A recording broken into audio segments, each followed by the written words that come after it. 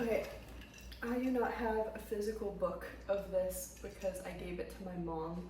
I literally got the book and I was so intending to make a video about it before I gave it to her, but I ended up seeing her before I was able to make a video, so whatever. I'm just probably gonna insert like a photo of the audiobook because I did read the audiobook, not the physical copy.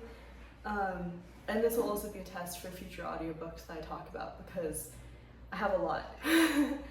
But this book specifically was called Girls Like Us, and it was a very, it was kind of outside of my normal reading because it wasn't horror and it wasn't fantasy. It was like crime fiction, which is not my genre. That's my mom's genre, and it's kind of funny that I actually was able to recommend a book to her because usually it's the opposite, like she's recommending books to me, and usually they're not books that I particularly vibe with, like they're fine, but like it's not really my genre. But anyway, in this case, Girls Like Us is a detective crime fiction novel that follows an FBI agent who is, the way I described it to my mom when I was trying to get her to read the book is like, you know how in a lot of like noir detective novels, the detective is like the super experienced, hardened, like PTSD, super alcoholic, chain smoking, you know, rugged, it kind of like doesn't take any crap, you know, like that kind of vibe. It was almost like the author read those books and then was like, you know what, I need a woman in that position. And so the book surrounds a woman living in a small, pretty racist town. She comes back to the town after getting an injury. She was shot in the shoulder. And she comes back to the town to deal with her father's estate. She's coming back because he has died horribly too young in a motorcycle accident. And she comes back to deal with his estate, to bury him, and to kind of, you know, check in with the town, see how people are doing. The whole book has that kind of small town, like, what is it, intrigue, you know, politics. It's a town that has a summer community. I think it's like Cape Cod or something is where the town is, but it has like this transient summer community. So the book mostly takes place in, I think it's like right before the summer is like about to start. So it's like kind of winter and it's cold and there's snow, and which also sets kind of an atmosphere.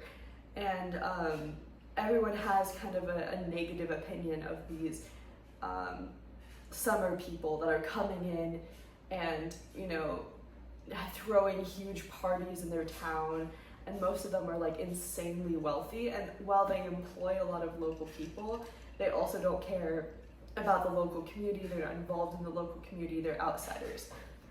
And so when she comes back to deal with her father's estate, her father was a policeman, and she's an FBI agent. And so she comes back, buries her father, and then gets roped into this weird case of a murdered woman.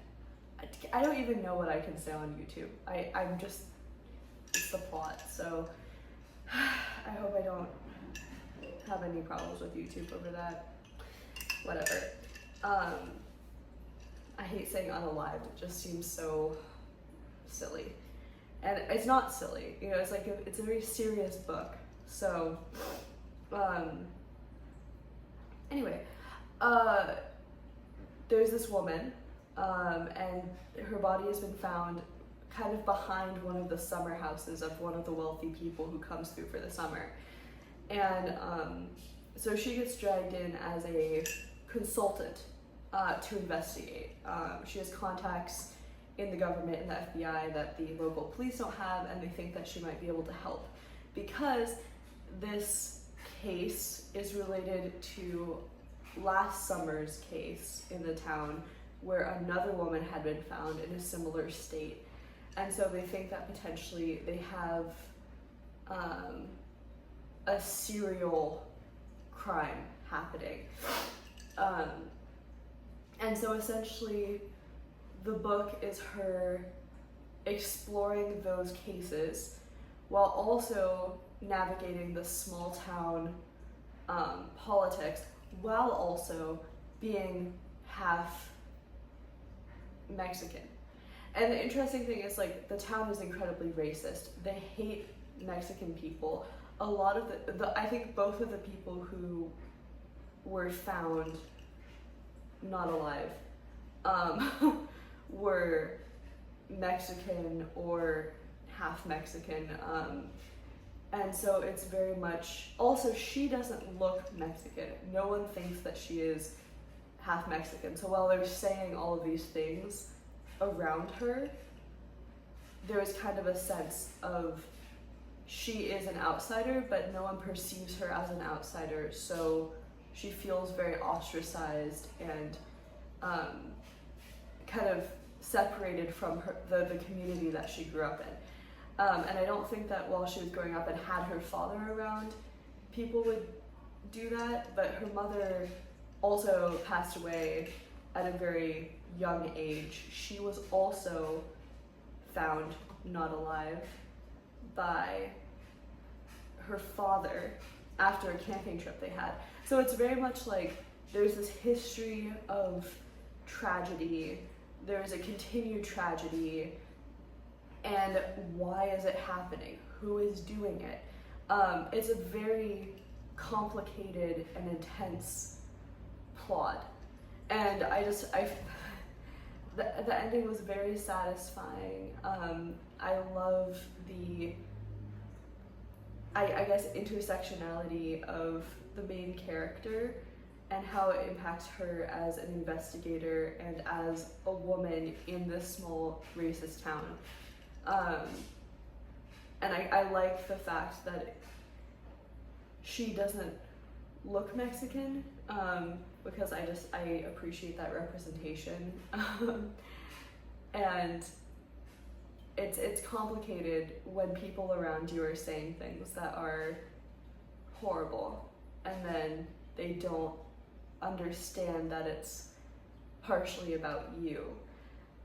And so I think they did a really good job of discussing that and representing that in the book. So, I mean, I felt also like that they were sensitive with it. It wasn't like